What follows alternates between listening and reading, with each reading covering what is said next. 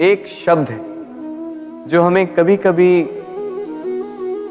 या कहो कई बार सुनाई देता है, स्वार्थ।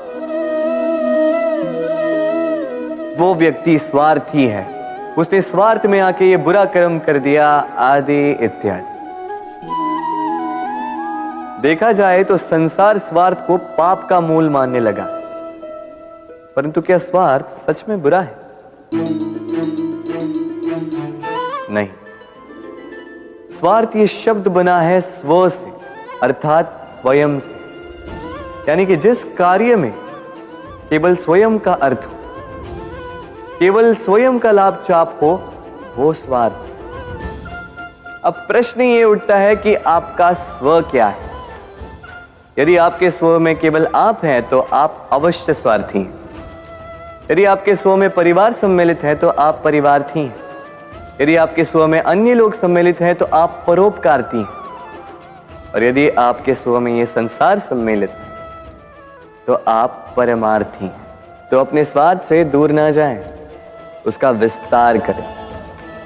अपने अस्तित्व का विस्तार करोगे तो ये स्वार्थ स्वयं ही परमार्थ में बदल जाएगा। आप इस संसार में ऐसे कई लोगों को जानते होंगे जिन्हें आप स्वार्थी मानते हैं, जो आवश्यकता पड़ने पर ही आपको स्मरण करते हैं, किंतु जैसे ही उनकी आपके सहायता की आवश्यकता पड़ती है, हाथ जोड़कर आपके सामने सज्ज रहते। बड़ा क्रोध आता है ना इन पर, मन खिन्न हो जाता, मन से ये स्वर निकलता है कि इस व्यक्ति की सहायता ना करें। ऐसा कभी मत कीजिए।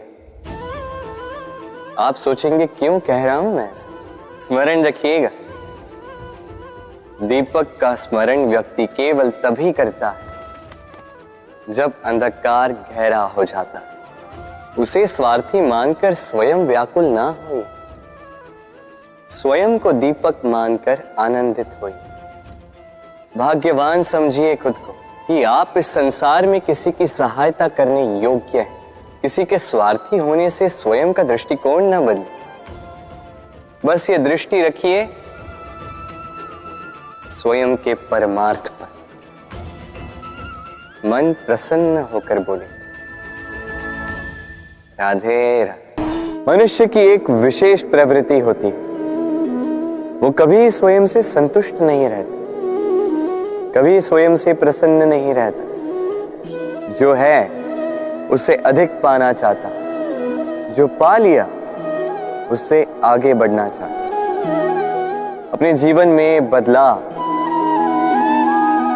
परिवर्तन लाना चाहता। और ये प्रवृत्ति संसार में सबसे महान है, क्योंकि इसी प्रवृत्ति के चलते संसार में विकास होता है।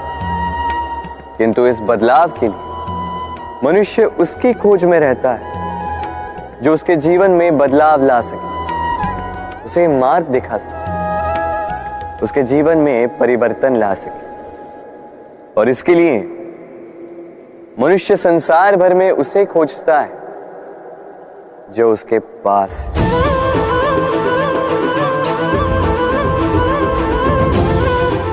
बताइए कौन? यदि कोई आपका जीवन बदल सकता है तो दर्पण देखिए। वो आप स्वयं है जो आपका जीवन बदल सकते हैं। वो आप स्वयं है जो स्वयं को मार्ग दिखा सकते हैं, जीवन में बदलाव ला सकते हैं, परिवर्तन ला सकते हैं।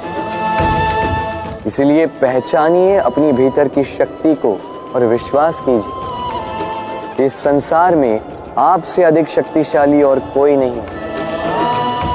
जीवन बदल जाएगा। और अंधविश्वास का नहीं, आत्मविश्वास का हाथ थामिए। आपकी समस्याएं स्वतः दूर हो जाएंगी। मन बड़ी ही विचित्र कृति है। ये मन शरीर के किस अंग में बसता है कोई नहीं जानता, किंतु संपूर्ण शरीर इस मन की इच्छा साकार करने के लिए प्रयास करता रहता है। अब यदि मन कुछ खाने का करे तो व्यक्ति उसकी वनोपवनों की इच्छा साकार करने का माध्यम ढूंढता रहता है। अब यदि मन किसी को शत्रु समझ ले तो व्यक्ति उसे नष्ट करने का हर संभव प्रयास करता है। अब यदि मन किसी से प्रेम करे तो उसकी प्रसन्नता के लिए हर सीमा लांघने के लिए सज्ज रहता है। परंतु जीवन सुखद हो, इसके लिए आवश्यक है कि मन खाली हो। इस बांसुरी की भांति भीतर कुछ भी नहीं, न राग है न द्वेष, तब भी तार छेड़ने पर स्वर निकलता है। इसी प्रकार मन को भी भावनाओं से मुक्त रखना आवश्यक है। स्मरण रखिए, मन में कुछ भर के जियोगे तो मन भर के जी नहीं पाओगे। भूल और मनुष्य, इन दोनों का संबंध कुछ वैसा है जैसा पंख और चिड़िया का, जैसा धारा और नदिया का। यदि भूल मनुष्य के स्वभाव का इतना महत्वपूर्ण अंग है तो आप सोचिए, इस पर लज्जा क्यों? इस पर लज्जा करना ठीक है ही नहीं। वैसे देखा जाए तो भूल हमें स्वयं को और श्रेष्ठ बनाने का अवसर देती है, पहले से अच्छा प्रदर्शन करने की प्रेरणा देती है। अब कदाचित आप में से कुछ इस बात से सहमत नहीं हो, क्योंकि बहुतों की दृष्टि में भूल दोष को जन्म देती है, दोष अपराध को, और अपराध के लिए क्षमा नहीं दंड मिलना चाहिए। किंतु क्या आपने कभी सोचा है कि ऐसा क्यों होता है? क्या कारण है इसका? इसका कारण है भूल स्वीकार करने से बचना। यदि आप कोई भूल करोगे और उसे स्वीकारोगे नहीं तो वो भूल दोष में बदल जाएगी और वो दोष अपराध। तो साहस रखिए, अपनी भूल को स्वीकार करना अपनी भूल को सुधारने की दिशा में सबसे पहला कदम होता है। और स्मरण रखिएगा, यदि कुछ अपराध है तो वो है समय पे अपनी भूल ना स्वीकार। हमारा शरीर प्रकृति की सर्वोत्तम रचना है। जो अंग, जो तत्व हमें मिले, उन सब का अपना अपना एक संदेश है। दो आंखें दी हैं देखने के लिए, दो कान दिए हैं सुनने के लिए, नथुने भी दो, दो हाथ दिए हैं दोहरा परिश्रम करने के लिए, किंतु जीव केवल एक। उस पर भी नुकीले बलिष्ठ दांत दिए हैं उनकी रक्षा के लिए। कभी सोचा है क्यों?